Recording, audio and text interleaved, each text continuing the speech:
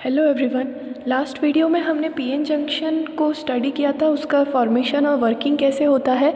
इस वीडियो में हम पीएन जंक्शन की बाइसिंग के बारे में पढ़ेंगे और पीएन जंक्शन डायोड बनाएंगे। बाइसिंग का मतलब होता है application of external voltage. Okay, application of external voltage यानी बाहर से कोई वोल्टेज लगाना क्या कहलाता है, बाइसिंग कहलाता है। और डायोड क्या होती है, पीएन जंक्शन डायोड। डायोड होती है PN junction with metallic contacts. Okay, PN junction with metallic contacts। बाहर इसमें हम क्या लगा देते हैं, मेटल के कॉन्टैक्ट्स लगा देते हैं, जिससे कि हम इसको बाहर एक्सटर्नल सर्किट से ऐड कर सकते हैं, उसे हम बोलते हैं डायोड। अब जो बाइसिंग होती है वो दो टाइप की होती है। फर्स्ट पॉइंट होता है forward biasing and second point होता है रिवर्स बाइसिंग। तो सबसे पहले हम डिटेल में फॉरवर्ड बाइसिंग को सीखेंगे, इसके अंदर डायोड कैसे फंक्शन होती है, और फिर उसके बाद हम सीखेंगे रिवर्स बाइसिंग। तो फॉरवर्ड बाइसिंग का मतलब होता है कि पी साइड यानी डायोड के पॉजिटिव साइड को बैटरी के पी साइड से ऐड करना, बैटरी के पॉजिटिव साइड से जोड़ना, और डायोड के एन साइड को बैटरी के नेगेटिव साइड से जोड़ना। ठीक है, इसे हम क्या बोलते हैं, फॉरवर्ड बाइसिंग। इसमें हम पी को जोड़ेंगे पॉजिटिव ऑफ बैटरी, ठीक है, और एन को जोड़ेंगे हम नेगेटिव टर्मिनल ऑफ बैटरी। ठीक है, तो इसे हम बोलते हैं फॉरवर्ड बाइसिंग। तो जब सबसे पहले इस पर एक्सटर्नल वोल्टेज लगाया जाता है, फॉरवर्ड बाइसिंग किया जाता है, तो इसमें क्या होता है, ये यहाँ पर हमने पी साइड को किससे जोड़ा है, पॉजिटिव टर्मिनल से, तो यहाँ पर भी क्या बन जाएगा, पॉजिटिव टर्मिनल आ जाएगा, और यहाँ पर भी क्या आ जाएगा, नेगेटिव चार्ज आ जाएगा। ओके,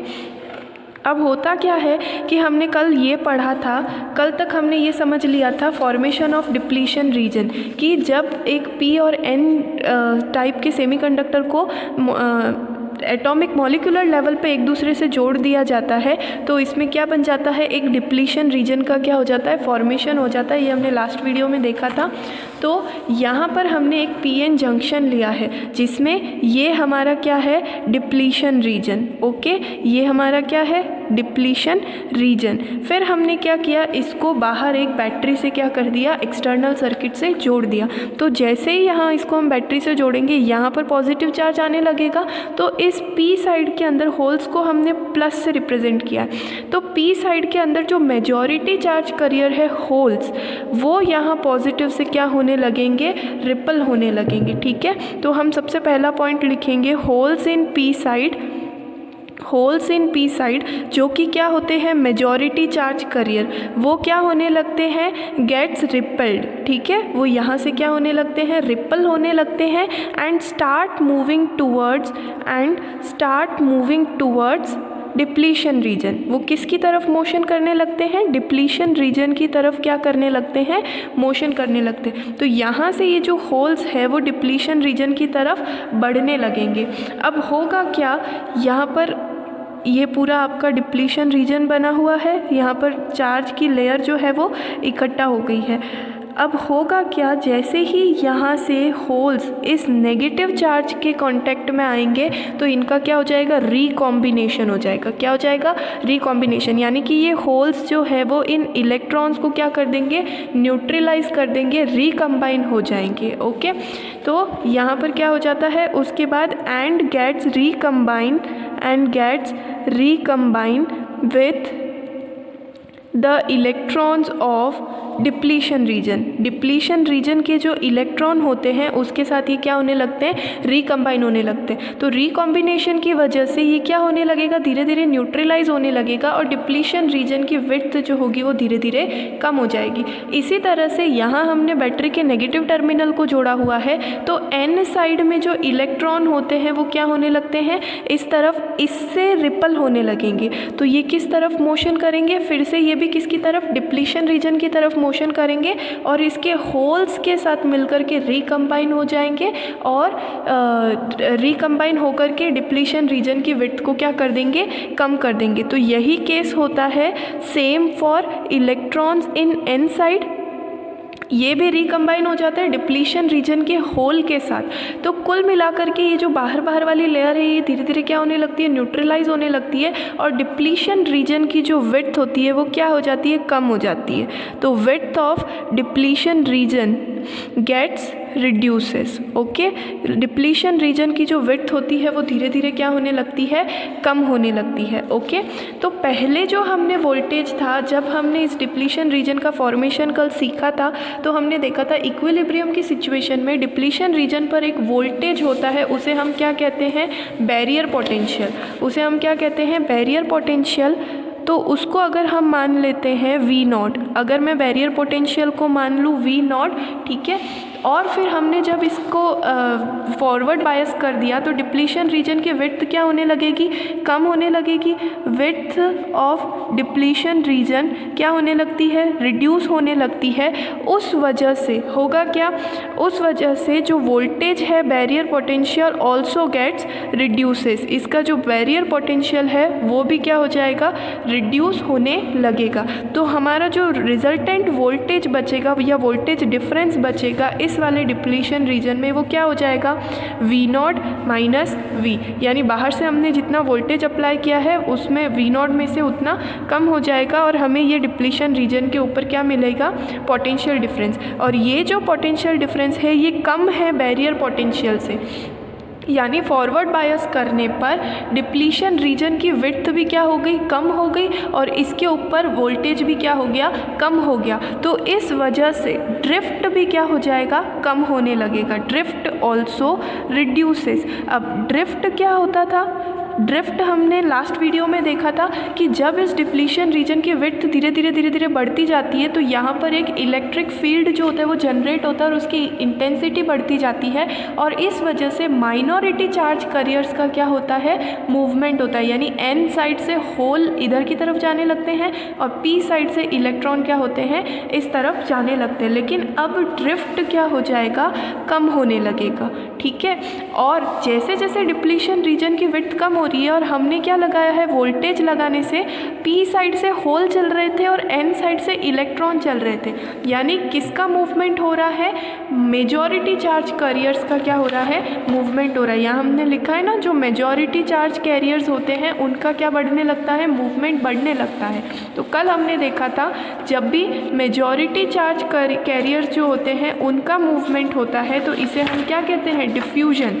ये हमने देखा था ना, जब भी मेजॉरिटी चार्ज कैरियर्स जो है वो हाई कंसंट्रेशन से लो कंसंट्रेशन पर जाते हैं तब इसका मतलब अब धीरे धीरे क्या बढ़ने लगेगी, डिफ्यूजन करंट बढ़ने लगेगी।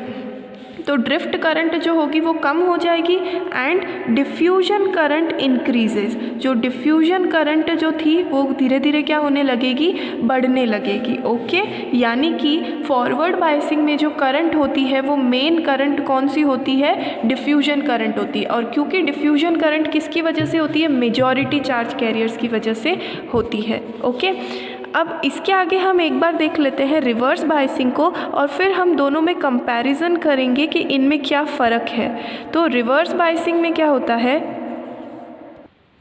इसमें जो हमारा पीएन जंक्शन डायोड है उसके पी साइड को जोड़ा जाता है बैटरी के नेगेटिव टर्मिनल से और एन साइड को जोड़ा जाता है बैटरी के पॉजिटिव टर्मिनल से। तो पी साइड को हम जोड़ेंगे नेगेटिव टर्मिनल ऑफ बैटरी और इसी तरह से एन साइड को हम जोड़ेंगे पॉजिटिव टर्मिनल ऑफ बैटरी, ठीक है। यानी कि इस बार हमने इस पर जो वोल्टेज था वो हमने क्या कर दिया, उल्टा कर दिया। ओके, अब हमें पता है कि जो पीएन जंक्शन होता है उस पर एक डिप्लीशन रीजन का फॉर्मेशन हो जाता है और उस पर जो वोल्टेज होता है उसे हम बोलते हैं बैरियर पोटेंशियल और जिसकी वैल्यू होती है V0। तो अब जैसे ही हमने रिवर्स बायसिंग किया तो होगा क्या, ये वाला जो भाग है वो नेगेटिव हो जाएगा और ये वाला भाग पॉजिटिव हो जाएगा। अब यहाँ पर पी साइड में मेजॉरिटी चार्ज कैरियर्स है हमारे पास होल्स, तो ये जो होल्स होंगे वो नेगेटिव साइड की तरफ क्या होने लगेंगे, अट्रैक्ट होने लगेंगे, ठीक है। नेगेटिव साइड की तरफ क्या होने लगेंगे, अट्रैक्ट होने लगेंगे और ये डिप्लीशन रीजन से दूर की तरफ क्या करने लगेंगे, मोशन करने लगेंगे। तो सबसे फर्स्ट होता है holes in P side. Holes in P side gets attracted towards negative terminal and moves away from the depletion region। ये क्या करने लगते हैं, डिप्लीशन रीजन से दूर की तरफ जाने लगते हैं, मोशन करने लगते हैं। अब होगा क्या, जैसे ही ये होल यहाँ से हटेगा, यहाँ आकर के बैटरी के टर्मिनल से न्यूट्रलाइज हो जाएगा, लेकिन जब ये यहाँ से हटेगा तो अपने पीछे की तरफ क्या छोड़ेगा, एक इमोबाइल नेगेटिव चार्ज को छोड़ देगा। ठीक है, तो and leaves behind an immobile negative charge, अपने पीछे क्या छोड़ जाता है, एक इमोबाइल नेगेटिव चार्ज को छोड़ जाता है। तो यहाँ पर जितने भी होल्स होंगे वो धीरे धीरे जब इस चीज़ से दूर की तरफ जाएंगे तो यहाँ एक और क्या बनने लगेगी, नेगेटिव चार्ज की क्या बनने लगेगी, लेयर बनने लगेगी। यानी कि ये जो डिप्लीशन रीजन है इसकी चौड़ाई क्या हो जाएगी, बढ़ जाएगी। The width of depletion reason increases. Depletion region की जो विड्थ है वो क्या होने लगी, बढ़ने लगी। सेम प्रोसेस यहाँ पर एन साइड में इलेक्ट्रॉन्स के लिए भी होगा। जब ये इलेक्ट्रॉन्स इस पॉजिटिव साइड से अट्रैक्ट होंगे तो ये सारे के सारे यहाँ जाकर के बैटरी के पॉजिटिव टर्मिनल से न्यूट्रलाइज होने की कोशिश करेंगे, और जब ये यहाँ से दूर जाएंगे तो अपने पीछे एक इमोबाइल पॉजिटिव चार्ज की लेयर को छोड़ के जाएंगे। तो यहाँ एक और पॉजिटिव चार्ज की क्या बन जाएगी, लेयर बन जाएगी। तो जो डिप्लीशन रीजन की विड्थ है वो क्या हो जाएगी, बढ़ जाएगी। ठीक है, same for electrons in an side. अब हुआ क्या, जब इस डिप्लीशन रीजन की विड्थ पहले कम थी फिर ये बढ़ गई, तो जो बैरियर पोटेंशियल है उसकी वैल्यू भी क्या हो जाएगी, बढ़ जाएगी। जो इलेक्ट्रिक फील्ड है डिप्लीशन रीजन पे उसकी इंटेंसिटी क्या होगी, बढ़ेगी। इंटेंसिटी ऑफ इलेक्ट्रिक फील्ड जो होगी एट डिप्लीशन रीजन वो भी क्या होने लगेगी, बढ़ने लगेगी। और उसकी वजह से जो हमारा बैरियर पोटेंशियल है V0 उसकी वैल्यू भी क्या हो जाएगी, बढ़ जाएगी। यानी कि हमारे पास जो वोल्टेज डिफरेंस आएगा इस डिप्लीशन रीजन पर वो क्या आ जाएगा, V0 प्लस V। यहाँ पर ये पोटेंशियल जो है बैरियर पोटेंशियल या इलेक्ट्रिक फील्ड और ज़्यादा स्ट्रॉन्ग हो जाएगा। और जैसे जैसे इलेक्ट्रिक फील्ड की स्ट्रेंथ बढ़ेगी, अब क्या होगा, यहाँ साइड के जो होल्स है वो क्या होने लगेंगे, इलेक्ट्रिक फील्ड में पॉजिटिव से नेगेटिव की तरफ क्या करने लगेंगे, मोशन करने लगेंगे। और पी साइड के जो इलेक्ट्रॉन्स थे यानी कि माइनॉरिटी चार्ज कैरियर्स वो इलेक्ट्रिक फील्ड की ऑपोजिट डायरेक्शन में, इलेक्ट्रॉन हमेशा इलेक्ट्रिक फील्ड की ऑपोजिट डायरेक्शन में चलते हैं, ये यहाँ पर नेगेटिव साइड से पॉजिटिव साइड की ओर। इलेक्ट्रिक फील्ड की डायरेक्शन हमारी क्या होगी, पॉजिटिव से नेगेटिव। तो पी साइड में जो इलेक्ट्रॉन है वो इसके ऑपोजिट साइड में क्या करेंगे, मोशन करेंगे। और एन साइड में जो होल है वो इसकी डायरेक्शन में ही क्या करेंगे, मोशन करेंगे। ओके, इससे होगा क्या कि जो माइनॉरिटी चार्ज कैरियर्स है उनका क्या होने लगेगा, मूवमेंट बढ़ने लगेगा। तो अब होगा क्या नेक्स्ट स्टेप में कि holes in an side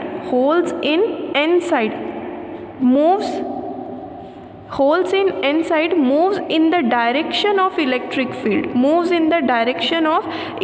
field, यानी वो क्या करने लगेंगे, एन साइड से किस तरफ जाने लगेंगे, पी साइड की तरफ जा करके उसके अंदर क्या हो जाएंगे, इंजेक्ट हो जाएंगे। ठीक है, और अब ये कौन है, ये है हमारे माइनॉरिटी चार्ज कैरियर्स। ये कौन है, माइनॉरिटी चार्ज। तो हमने देखा था लास्ट वीडियो में कि माइनॉरिटी चार्जेस की वजह से जो करंट होती है वो कौन सी करंट होती है, ड्रिफ्ट करंट। हमने देखा था लास्ट वीडियो में कि माइनॉरिटी चार्ज कैरियर्स में यानी एन रीजन से अगर होल्स मूव कर रहे हैं, पी रीजन से अगर इलेक्ट्रॉन मूव कर रहे हैं, तो जो करंट प्रोड्यूस होती है वो कौन सी करंट होती है, ड्रिफ्ट करंट। तो अब इस केस में क्या होगा, value of drift current increases. किसकी वैल्यू बढ़ेगी, value of drift current increases. और क्योंकि अब ये डिप्लीशन रीजन बढ़ रहा है तो जैसे जैसे डिप्लीशन रीजन बढ़ता है डिफ्यूजन को कम करता है। अब वो यहाँ से होल्स को आगे जाने ही नहीं देगा, तो जैसे जैसे डिप्लीशन रीजन बढ़ेगा तो डिफ्यूजन करंट की जो वैल्यू होगी वो क्या होने लगेगी, डिक्रीज़ होने लगेगी। तो इस केस में हमारी जो मेन करंट होती है जो कंट्रीब्यूट करती है इसके करंट में वो कौन होती है, ड्रिफ्ट करंट। इस केस में हमारी मेन करंट कौन होती है, ड्रिफ्ट करंट। ओके, अब हम एक बार फॉरवर्ड बायसिंग और रिवर्स बायसिंग दोनों का क्या कर लेते हैं, कंपैरिजन कर लेते हैं। तो हमने देखा कि फॉरवर्ड बायसिंग में जो वोल्टेज होता है वो पोटेंशियल बैरियर से क्या हो जाता है, कम हो जाता है, जबकि रिवर्स बायसिंग में जो वोल्टेज है वो पोटेंशियल बैरियर की कंपैरिजन में बढ़ जाता है। यहाँ पर डिप्लीशन रीजन की जो विड्थ होती है वो क्या हो जाती है, कम हो जाती है। Width of depletion region gets reduced in forward biasing, जबकि रिवर्स बायसिंग में जो डिप्लीशन रीजन की विड्थ होती है वो बढ़ती है। फॉरवर्ड बायसिंग में हमारी मेन करंट होती है डिफ्यूजन करंट और रिवर्स बायसिंग में हमारी मेन करंट होती है ड्रिफ्ट करंट। अब हम ये देख लेते हैं कि दोनों ही केसेस में फॉरवर्ड या रिवर्स बायसिंग में कौन सी करंट ज़्यादा होती है। तो जो फॉरवर्ड बायसिंग होता है, value of current is greater in forward biasing, is greater in forward biasing. ऐसा क्यों होता है, क्योंकि फॉरवर्ड बायसिंग में करंट कौन सी होती है, हमारी डिफ्यूजन करंट, और डिफ्यूजन करंट किसकी वजह से होती है, मेजॉरिटी चार्ज कैरियर की वजह से होती है। डिफ्यूजन करंट होती है हमारी movement of majority charge carriers की वजह से। और क्योंकि हमें पता है कि मेजॉरिटी चार्ज कैरियर्स जो होते हैं वो माइनॉरिटी चार्ज कैरियर्स से हमेशा ही क्या होते हैं, ज़्यादा होते हैं। Majority charge carriers is always greater than minority charge carriers, ये तो हमें इनके नाम से ही पता चल रहा है। तो जब मूव करने वाले आयंस या मूव करने वाले चार्जेस ज़्यादा होंगे तो करंट की वैल्यू भी क्या होगी, ज़्यादा होगी। क्योंकि रिवर्स बायसिंग में करंट कौन सी होती है, ड्रिफ्ट करंट, और ड्रिफ्ट करंट किसकी वजह से होती है, माइनॉरिटी चार्ज कैरियर्स के मोशन की वजह से होती है। तो क्योंकि माइनॉरिटी चार्ज कैरियर्स हमेशा मेजॉरिटी चार्ज कैरियर्स से कम होते हैं, इसलिए फॉरवर्ड बायसिंग में करंट की वैल्यू जो होगी वो ज़्यादा होगी। फॉरवर्ड बायसिंग में करंट लगभग मिली वोल्ट का होता है और रिवर्स बायसिंग में हमारा जो करंट होता है वो माइक्रो वोल्ट की कैटेगरी का होता है। I hope you understand.